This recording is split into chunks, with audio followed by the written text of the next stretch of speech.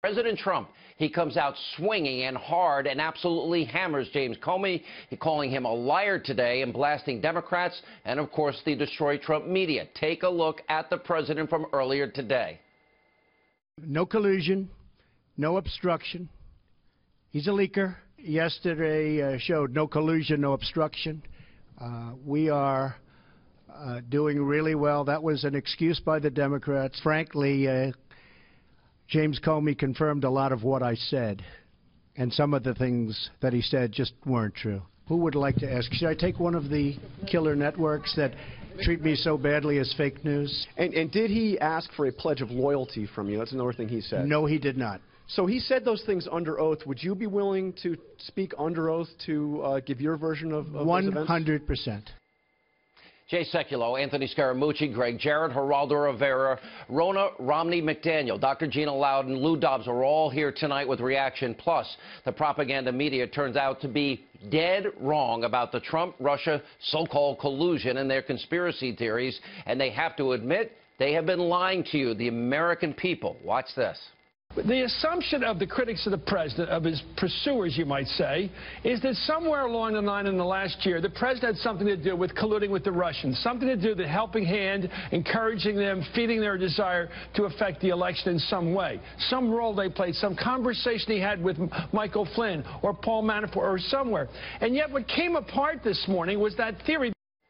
Now, we'll have much more on the massive media credibility crisis later tonight. But first, former FBI Director J. Edgar Comey has been exposed for what he really is, a snake who has slithered his way through Washington, D.C. and the swamp for decades.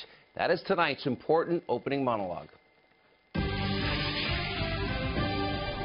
All right, so as we learned from his testimony, James Comey is a cunning, calculated, manipulative, and self-serving political operative who is out for revenge after getting fired by President Trump for his disgraceful behavior as the head of the FBI. Now, tonight, we're going to lay out Comey's possible criminal conduct and the many double standards. Now, after testifying under oath that the president, members of the Trump administration, never asked him to stop the Russia investigation, James Comey still claimed that an alleged conversation with President Trump about Lieutenant General Michael Flynn left him so troubled, which prompted Democrat Dianne Feinstein to ask this very important question.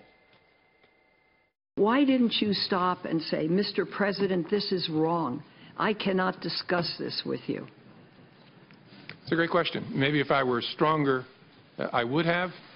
I was so stunned by the conversation that I just took it in.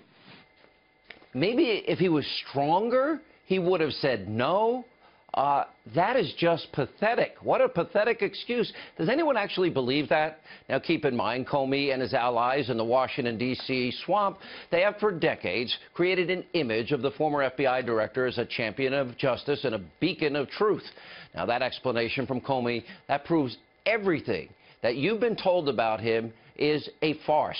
Now, the guy plays politics better than most politicians in D.C. And here's another thing. If Comey was so concerned about the president and told the Attorney General, Jeff Sessions, oh, he didn't want to be left alone in the room with him, he's afraid, then why did Comey then take the president's calls after this allegedly had happened? By not coming forward, and we're putting the law right up on the side of the screen, James Comey, as we've been telling you, he may have violated 18 U.S. Code 4. Now, if Comey thought any of what he claims happened was wrong, then he had a legal obligation to immediately speak up, but he did not. Then there's the stunning admission from Comey that he gave his memo to a friend to actually leak to the New York Times. This is breathtaking. Watch this. Did you show copies of your memos to anyone outside of the Department of Justice? Yes. And to whom did you show copies? I asked a friend of mine to share the content of the memo with a reporter. Didn't do it myself for a variety of reasons, but I asked him to because I thought that might prompt the appointment of a special counsel. And so I asked a close friend of mine to do it. And was that Mr. Wittes? No. Who was that? A good friend of mine who's a professor at Columbia Law School. This is beyond stunning to me. The former head of the FBI, who's been outspoken about stopping leaks, admitted he has now intentionally leaked information because he thinks they need a special counsel, which just so happens to be led by his longtime friend, Robert Mueller. Now, it also makes you wonder if Comey was so quick to leak that information, was he behind any of the other leaks of the deep state that were meant to selectively pick and to damage President Trump? Now, that is incredibly troubling, and it could also be a crime. Take a look at this very pertinent part of 18 U.S. Code 641, public money, property of records, whoever embezzles, steals, purloins, or knowingly converts to his use or the use of another, or without authority sells, conveys, disposes of any record, voucher, money, or anything of value of the United States or any department or agency thereof, or any property made or being made under contract for the United States or any department or agency thereof. Now, if those memos were classified, which several top legal experts are arguing they in fact were, Comey may have violated that law. And it's also likely that Comey created those memos on government computers, making it the property of the United States government, not J. Edgar Comey.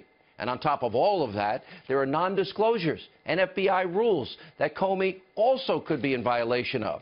And finally, Comey may have lied under oath about the Hillary Clinton email investigation. Now, take a look at what he said under oath back in July of 2016. This is important.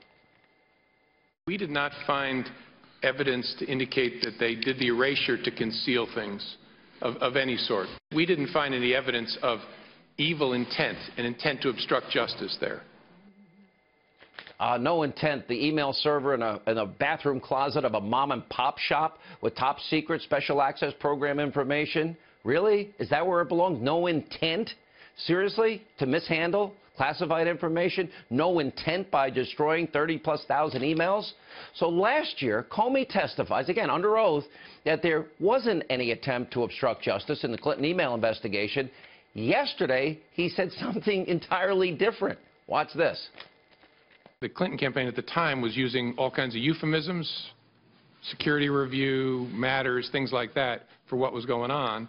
We were getting to a place where the Attorney General and I were both going to have to testify and talk publicly about it. And I want to know, was she going to authorize us to confirm we had an investigation? And she said, yes, but don't call it that, call it a matter. And I said, why would I do that? And she said, just call it a matter. Just call it a matter? So it looks like Comey may have committed perjury as well, on top of everything else we're talking about.